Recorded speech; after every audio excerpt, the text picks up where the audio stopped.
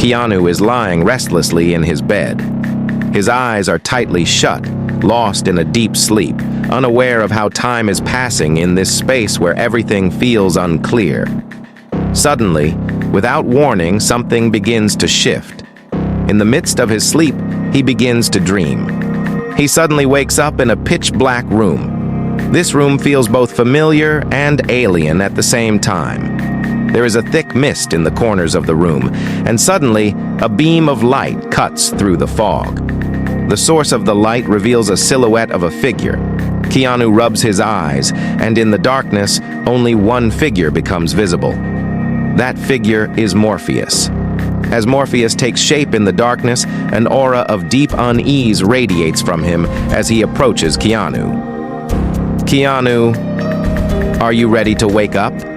Morpheus says in a calm but firm voice. Keanu opens his eyes in confusion. As everything around Morpheus becomes clear, Keanu tries to understand the passage of time and his surroundings. He only sees Morpheus's face, his trust in him, and his deep, eternal gaze. Everything halts.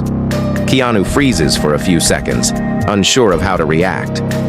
What am I doing here?" Keanu mutters, still confused.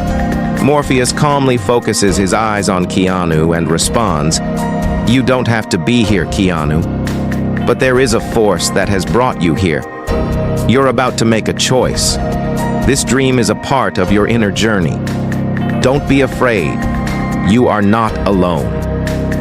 A series of questions begin to form in Keanu's mind. However, rather than asking them, he is drawn deeper into his own thoughts, his discomfort and curiosity intensifying.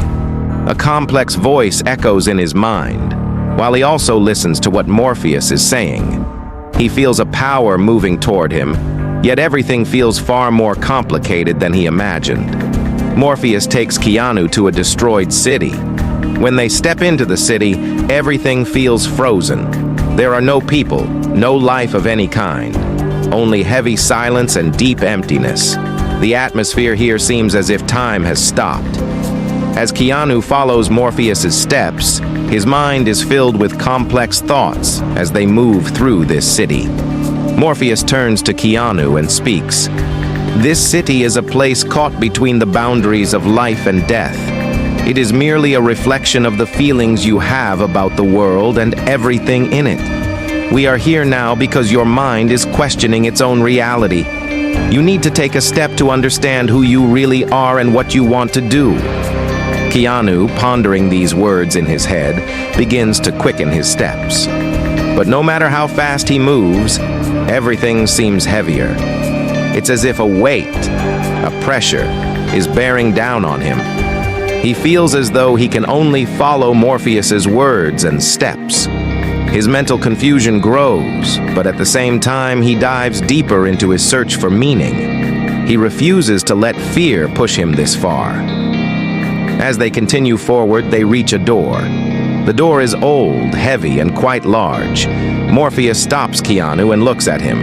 "This door will lead you to reality, but inside, only your understanding will greet you. So, are you ready?" Morpheus asks, giving Keanu a deep, penetrating look. Keanu, without hesitation, pushes the door open, and inside, he encounters a vast emptiness. It is neither filled with light nor any other thing. There is only silence and void. Keanu tries to understand what is happening, but suddenly he feels as though everything has been reset. A transition occurs in his mind, and it feels as if everything is changing. His thoughts intensify. At this moment, Morpheus's voice is heard again, but this time it sounds much closer, as if he is standing right beside him. "Keanu, remember, you alone shape your reality. Everything here is just a reflection. Your journey is not made with the mind, but with the heart." Keanu decides to take one more step. However, this step will teach him much more. As he feels the power within him, he begins to transcend the limits of his mind. He begins to notice changes deep within his heart.